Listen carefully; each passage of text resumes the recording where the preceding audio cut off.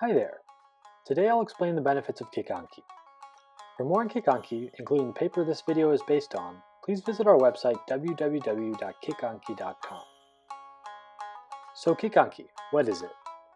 The KiC-Anki method is a user-friendly way to master all 2,136 Jōyō kanji and their compounds efficiently and effectively through self-study.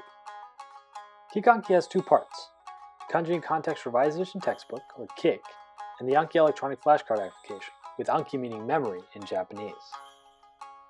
There are three main reasons why KiC-Anki is optimal for native English speakers learning Japanese kanji. First, Kanji and Context is written by some of the best Japanese language pedagogy experts in the world.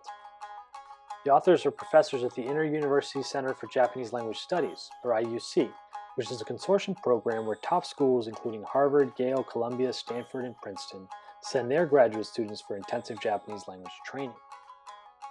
And it shows in their textbook. The kanji vocabulary entries present information clearly and include necessary information like the na and na nominals and the sura for compatible compounds. They also indicate politeness values, spoken versus written language, and even historical versus modern usage. Kanji and Context English glosses are uniformly unambiguous, clear, correct, and impressively concise. This meticulous attention to detail greatly reduces inaccurate learning, which means you won't have to fix incorrectly learned entries down the road. Second, the order of kanji and units in Kanji and Context is well considered. Levels are organized according to difficulty and prominence of kanji, and within units, kanji are presented to create mental contrast between similar kanji. For example, these two similar kanji, oku and the omo in omou, are presented in the same unit. Teaching this kind of contrast up front is very effective. Think about kids learning to write English. They rarely confuse an L and an X, but they will often confuse lowercase d and lowercase b. A proven strategy for helping learn any kind of writing is to teach easily confused characters in the same unit, thereby front-loading the contrast. Kanji and Context does this very effectively. Third, Kanji and Context has a two-phase approach that correctly teaches phonetic mastery of kanji first and foremost. This is crucial because the vast majority of kanji are, in fact, contrary to popular belief, primarily phonetic. I won't spend too much time defending that position here. We are working on a paper that will summarize linguistic theory on this point, that we will provide on our website once available. But for the time being, if you're interested in the linguistics of kanji, we recommend J. Marshall Unger's work on the subject, beginning with his book Ideogram, Chinese Characters and the Myth of Disembodied Meaning. Now on to the Anki portion of KiC-Anki. Why spaced repetition electronic flashcards are optimal. First, they're flashcards. Flashcards are an effective way to memorize anything, including and especially kanji. This is because they force the student to recall kanji or compound in isolation, without any audio or visual input clues. A second advantage of flashcards is that they can be combined into large decks, which enables what I call a Growing Sandbox model of pedagogy, which I'll get into in a moment. For any kanji flashcards to work, the student really has to write out the kanji on a piece of paper, and that goes for both Japanese to English and English to Japanese cards. So what do I mean by Growing Sandbox? Japanese language students often learn kanji in specific contexts. For example, in the Genki textbook series, Lesson 8 teaches the kanji for yasu in yasumi. Students learn yasu in a sandbox of other kanji learned in Lesson 8. Later on, in Lesson 13, they learn the similar-looking karada, among other kanji in the Lesson 13 sandbox. Having learned these separately, students that use Genki often get confused between the two. Flashcards allow you to combine or grow sandboxes by shuffling cards from different lessons in with each other. As a result, any potentially confusing contrasts will eventually get drilled side by side, thus eliminating any confusion or approximate learning. Another way of saying this is that to truly master kanji, you have to constantly review them in different orders. Just reviewing Lesson 8 and Lesson 13 separately by themselves is not sufficient. To do KiC-Anki properly, you really have to write the kanji on a piece of paper though. This is for two reasons. First, KiC-Anki is all about learning to be truly literate in Japanese. True, high-quality Japanese literacy requires the ability to read and write.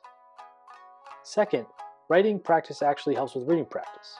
It helps solidify patterns in your mind. The ability to write implies the ability to read, but the reverse is not true.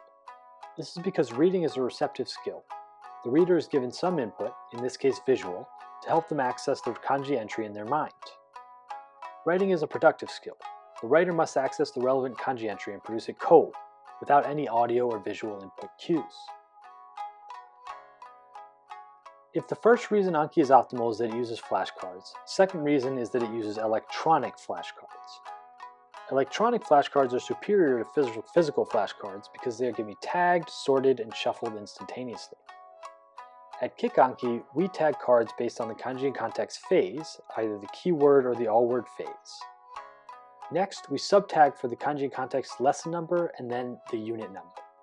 We also have a parallel set of tags for English to Japanese cards and Japanese to English cards. Electronic flashcards also have the added benefit of being portable. You can load them onto a smartphone and take them on the go, wherever you go. Third, and this is where Anki shines, Anki uses a spaced repetition algorithm to ensure that kanji transfer fluidly from short to long-term memory. Here's how it works. For Japanese to English cards, you are prompted with a kanji. You write it down on a paper while sounding it out and then translating it in your head. Tap the card to flip it and check your results against the card. If you got something wrong, tap the red button on the left. If either the pronunciation or the translation were difficult to recall, tap the orange button. If you got it correct without any problems, tap the green button. And if the card was very easy, tap the blue button. Each button determines the interval before the card will be shown to you again. Red produces a very short interval, whereas blue produces a very long one. As you continue to get cards right, the intervals get longer and longer for each button. For English and Japanese, you are given the English prompt and must correctly write down the kanji and sound it out before scoring yourself. Spaced repetition is effective because it automatically focuses each study session on the most difficult kanji or compounds. You will spend only minimal time on kanji and compounds that you already know, and instead spend the bulk of your time studying kanji that you do not know. In short, Anki makes your study time more efficient. Those are the benefits of KiC-Anki. Now it's up to you to try it. To recap, Kanji and Context is an optimal textbook for 3 reasons. First, the authors had meticulous attention to detail when writing the kanji entries. Second, it is well organized and front-loads kanji contrasts. Third, it emphasizes phonetic mastery of kanji first and foremost. Similarly, the Anki application is optimal for 3 reasons.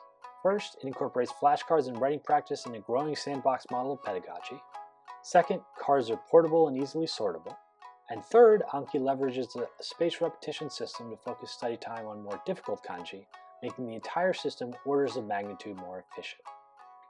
We hope you find the KiC-Anki method helpful. If you have any questions, please visit our website and fill out our contact form, and we'll get back to you as soon as we can.